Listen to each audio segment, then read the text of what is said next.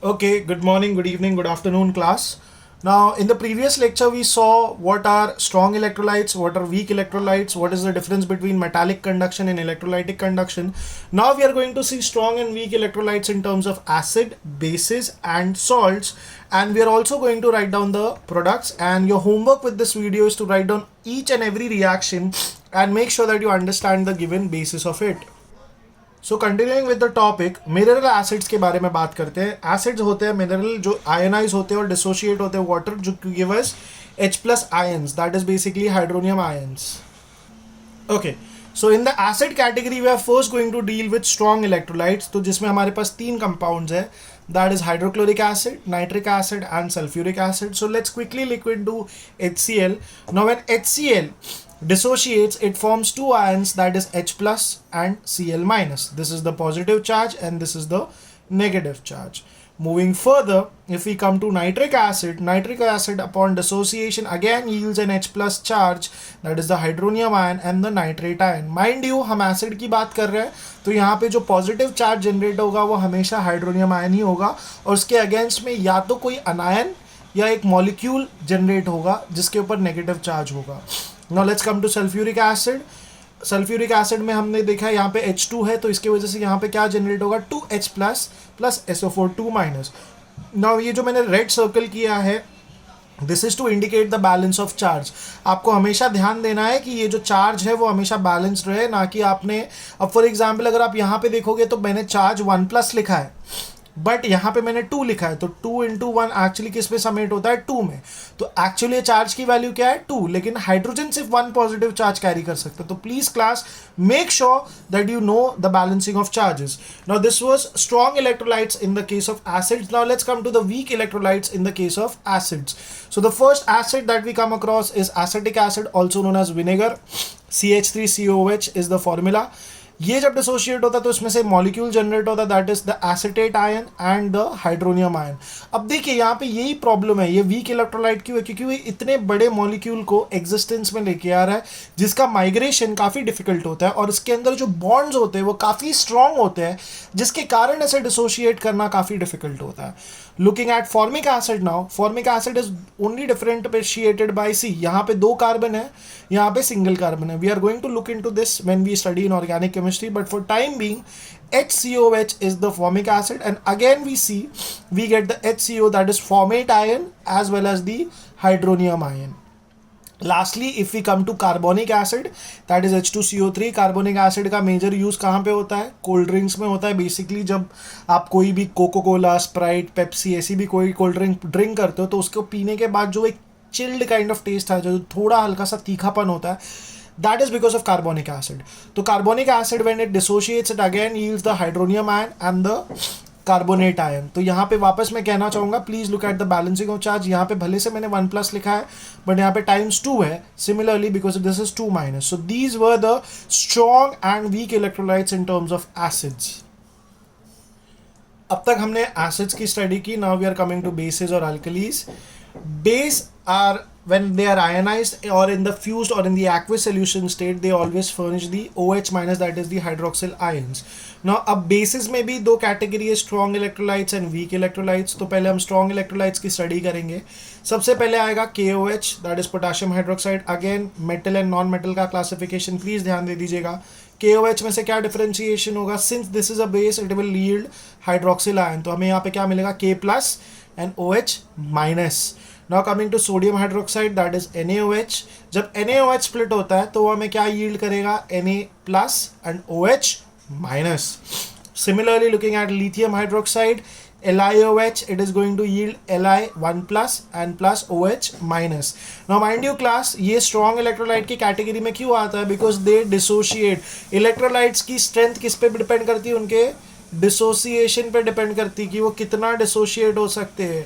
एक strong electrolyte dissociate होगा, ज़्यादा डिसोसिएशन से क्या होगा, नंबर ऑफ आयंस ज़्यादा होंगे और जितने ज़्यादा नंबर ऑफ आयंस होंगे उतना स्ट्रॉन्ग उसका कंडक्शन होगा. तो प्लीज़ ये बात ध्यान रहे. तो जो स्ट्रॉन्ग इलेक्ट्रोलाइट्स है उनका काम क्या है, they conduct electricity at a very good rate. Now coming to weak electrolytes. अब वीक इलेक्ट्रोलाइट्स की बात करें हम तो हमारे पास तीन ऑप्शन वापस यहाँ पे आ जाते हैं, that is calcium hydroxide, that is CaOH twice, magnesium hydroxide and ammonium hydroxide. Now if you look carefully, calcium hydroxide CaOH twice है, यहाँ पे दो बार हाइड्रोक्सिल आयन आया तो हमने Ca को 2+ लिखा है और यहाँ पे 2OH- लिखा है। माइंड कीजिएगा ये हाइड्रोक्सिल आयन दो बार रिपीट हुआ है, भले से इसमें चार्ज -1 है तो ये 2+ हो जाएगा और 2 × 1 क्या हो जाएगा -2, क्योंकि ये -1 चार्ज है तो 2+ -2, you should always balance the charges, make sure of that. Coming again to magnesium hydroxide, same story, magnesium क्या generate करता है 2+ and 2OH-, okay. Finally coming to ammonium hydroxide, NH4OH, इससे आपको क्या मिलता है NH4+, that is 1+ plus OH1-. So this is the differentiation between the strong and weak electrolytes in terms of bases and alkalis. Now coming to the salts are basically the substances which ionize in the fused state or in the aqueous solution state and they furnish a positive charge other than H+.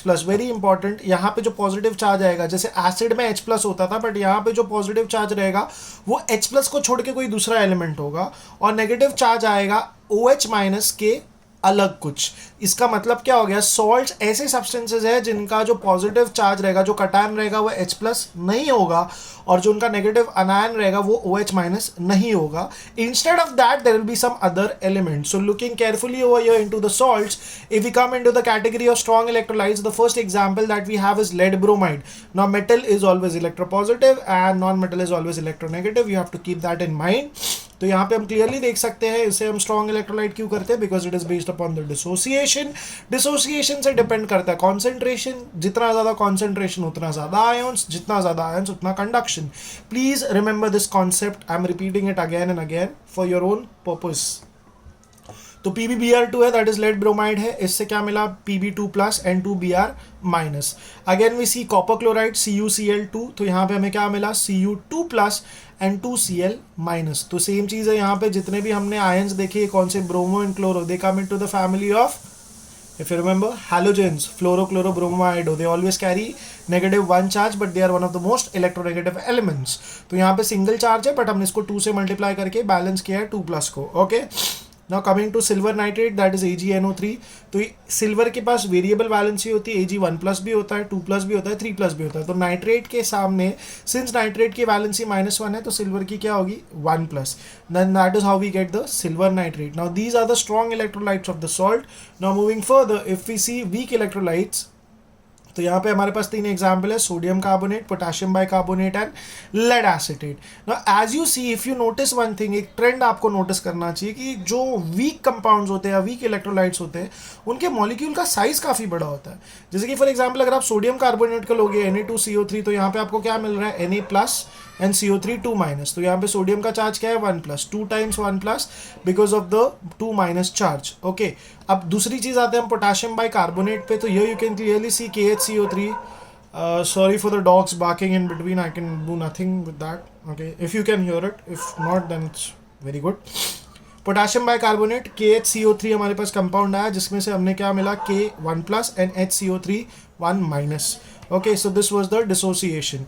अब यहाँ पे final एक compound पे आते हैं lead acetate, my bad, CH3COO2 Pb, because Pb का charge क्या है 2+ और यहाँ पे हमने 2 CH3COO- लिया है।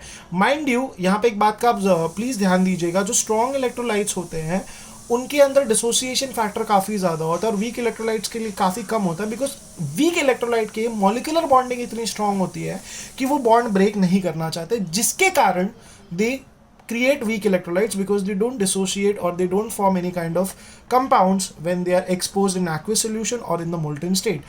So with that being said, I request you to please go through this entire video and write down the reactions very quickly. Please ध्यान रखिएगा, हमने यहाँ पे compounds के नाम दिए हैं, तो ये compounds हमें exams में भी register करने हैं, तो please make sure that you remember them. Thank you for your time.